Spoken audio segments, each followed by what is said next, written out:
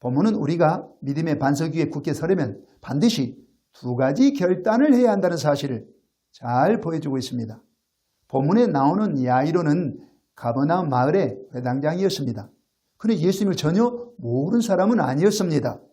언젠가 어느 안식일에 예수님이 바로 그 회당에 찾아오셔서 모인 사람들에게 하나님의 말씀을 가르치시고 그 직후에 귀신 들린 사람에게서 귀신을 내쫓는 놀라운 기적을 행하신 적이 있었기 때문입니다. 바로 그 현장에서 회당장 야이로도 그 기적을 목격했을 것입니다. 하지만 그는 예수님을 하나님의 아들로 인정하지는 않았습니다.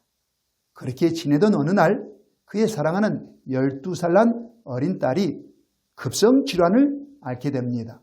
딸의 상태는 급속도로 악화되었고 의사 선생님이 사망 선고를 내렸습니다.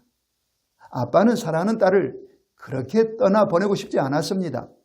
이때 딸의 치료를 위해서 그가 의지할 수 있는 유일한 분은 바로 예수님이셨습니다. 그래서 그는 갈릴리 바닷가에 계신 예수님에게 찾아갑니다. 많은 사람들이 지켜보는 가운데서 그는 예수님 앞에 무릎을 꿇고 간청합니다. 제 어린 딸이 병들어 죽어가고 있습니다. 제발 제 집에 오셔서 어린 딸 위에 손을 얹어 안수 기도하셔서 구원해 주시기 바랍니다. 이렇게 간청했습니다. 예수님께서 그의 청을 들어주시기로 약속하셨고 예수님은 그를 앞세워 그의 집으로 향하셨습니다. 한참 걸어가고 있는데 집에서 보낸 사람들이 찾아와서 비보를 전합니다. 회당장님, 안타깝게도 따님이 숨을 거두었습니다. 이제 예수님을 집에 모셔드린들 아무 소용이 없습니다. 이러는 것이었어요. 여기서 여러분에게 질문 하나 하겠습니다. 이 비보를 접한 야이로의 심정은 어땠을까요? 아마 천길만길 낭떠러지로 떨어지는 기분이었을 것입니다. 그러나 여기서 놀라운 반전이 있습니다. 야이로가 포기하지 않고 예수님을 끝까지 집으로 모셔드립니다. 바로 그곳에서 예수님이 죽은 딸을 살려내는 놀라운 기적을 행하셨습니다. 그 기적을 체험한 야이로의 믿음은 어떻게 되었을까요? 아마 믿음의 반석 위에 굳게 서게 되었을 것입니다. 그리고 그 과정에는 두 가지 결단이 있었음을 확인할 수 있습니다. 야이로처럼 우리가 믿음의 반석 위에 굳게 서려면 반드시 두 가지 결단을 할 수 있어야 합니다. 그 첫 번째 결단은 말씀주의자로 살겠다는 결단입니다. 예수님의 말씀은 곧 하나님의 말씀입니다. 하나님의 말씀은 진리의 말씀이요 영생의 말씀입니다. 바로 이 말씀을 따라 이 세상을 살기로 결단해야 우리가 믿음의 반석 위에 굳게 설 수 있습니다. 35절 말씀을 보시겠습니다. 아직 예수께서 말씀하실 때에 회당장의 집에서 사람들이 와서 회당장에게 이르되 당신의 딸이 죽었나이다. 어찌하여 선생을 더 괴롭게 하나이까? 당신의 딸이 죽었나이다. 그 사람들은 야이로에게 이렇게 말했습니다. 딸아이가 죽은 현실, 바로 야이로가 처한 현실이었습니다. 그 사람들은 야이로에게 그 현실을 인정하고 받아들이고 그 현실에 맞추어 살라고 권면한 것입니다. 현실주의자로 살라는 것입니다. 그러나 바로 그 순간 예수님께서 야이로의 귀에 다른 말씀을 들려주셨습니다. 36절 말씀을 보시겠습니다. 예수께서 그 하는 말을 곁에서 들으시고 회당장에게 이르시되 두려워하지 말고 믿기만 하라 하시고, 두려워하지 말고 믿기만 하라. 예수님이 야이로에게 이렇게 말씀하셨습니다. 이 말씀을 듣는 순간 야이로의 마음에는 분명 갈등이 생겼을 것입니다. 사람들의 말을 따라 딸 아이의 죽음이라는 현실을 인정하는 현실주의자로 살 것인가, 아니면은 예수님의 말씀을 끝까지 믿고 따르는 말씀주의자로 살 것인가, 이 갈등이 분명 그의 안에 있었을 것입니다. 그리고 이 갈등 끝에 그는 말씀주의자로 살겠다고 결단 내린 게 분명합니다. 이것을 잘 보여주는 그 증거가 그의 그 다음 행동입니다. 그는 예수님을 끝까지 집에 모셔드렸습니다. 그리고 그곳에서 놀라운 기적을 체험했습니다. 우리도 야이로처럼 말씀주의자로 살기로 결단해야 합니다. 그런 분만이 삶의 현장에서 반드시 기적을 체험하게 되고 믿음의 반석 위에 굳게 서게 될 수 있습니다. 우리뿐만 아니라 바울 사도도 그렇게 살았습니다. 바울 사도도 말씀주의자였습니다. 그것을 잘 보여주는 것이 사도행전 27장의 내용입니다. 그가 복음을 전하다가 그 복음 때문에 2년 이상 가이사랴 감옥에 갇히게 됩니다. 그때 그는 자기의 케이스를 로마 황제 가이사에게 상소했습니다. 그 상소에 따라 그는 로마에 가서 황제에게 재판받기 위해 배에 실려 지중해 바다를 항해하게 됩니다. 한참 항해하고 있던 어느 날 유라굴로라는 이름의 큰 폭풍우가 불어닥쳤습니다. 그 폭풍우 때문에 여러 날 동안 해도 보지 못하고 별도 보지 못했습니다. 그리고 계속해서 집채만한 파도가 그 배를 때리는 바람에 바울 사도가 타고 있던 배가 바다 한가운데서 표류하게 됩니다.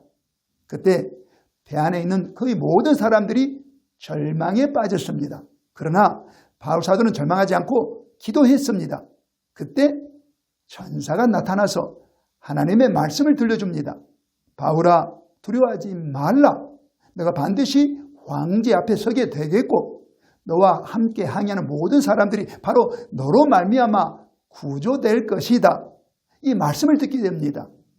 그때 바울은 현실주의자로 살 것인가 아니면 말씀주의자로 살 것인가, 이 두 가지 갈등 중에 당연히 말씀주의자로 살기로 결단했을 것입니다.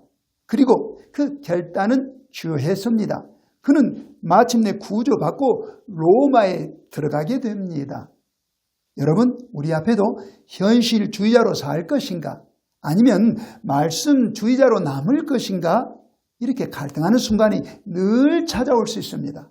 그때마다 우리는 말씀주의자로 남겠다고 결단해야 합니다. 그래야 믿음의 반석 위에 굳게 설 수 있습니다. 그리고 두 번째로 우리가 야이로처럼 삶의 현장에서 기적도 체험하고 믿음의 반석 위에 굳게 서려면 또 다른 결단이 필요한데, 그것은 곧 성경적인 시각으로 세상 일을 해석하겠다는 결단입니다. 세상을 사는 모든 사람은 각자 나름대로의 색안경을 끼고 세상을 바라보고 세상 일을 해석합니다. 이때 우리 그리스도인은 성경이라는 안경을 쓰고 성경적 시각으로 세상을 바라보고 세상 일을 그렇게 해석해야 합니다. 야이로가 그랬습니다. 38절 말씀을 보시겠습니다. 회당장의 집에 함께 가사 떠드는 것과 사람들이 울며 심히 통곡함을 보시고, 마침내 예수님과 야이로 일행이 야이로의 집에 도착했습니다. 그때 예수님의 눈앞에 어떤 광경이 펼쳐졌습니까? 사람들이 울며 심히 통곡하며 떠드는 모습이었습니다. 그들을 향해서 예수님께서 뭐라고 말씀하셨습니까? 39절 말씀을 보시겠습니다. 들어가서 그들에게 이르시되 너희가 어찌하여 떠들며 우느냐?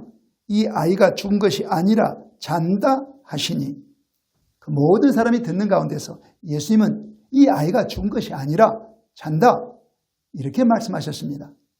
그러나 그 사람들이 볼 때 그 아이는 분명 숨을 거둔 상태였어요. 그 현상을 두고 사람들은 죽었다, 이렇게 해석을 했습니다. 이것이 곧 세상의 시각이요 세속적 시각입니다. 그러나 동일한 현상을 두고 예수님은 다르게 해석하셨습니다. 예수님은 그 딸을 보고 죽었다라고 해석하지 않고 자고 있다, 이렇게 해석하셨습니다. 이것이 곧 예수님의 시각입니다. 예수님의 시각을 오롯이 담고 있는 것이 곧 성경입니다. 그래서 우리 그리스도인은 예수님의 시각, 곧 성경의 시각으로 세상을 바라보고 세상 일을 해석해야 합니다. 바로 그 현장에서 회당장 야이로는 갈등했을 것입니다. 세속적 시각을 따라 딸을 죽었다고 해석해야 할 것인지, 아니면 예수님의 시각을 따라 딸아이가 지금 자고 있다고 해석해야 할 것인지, 분명 그는 갈등했을 것입니다.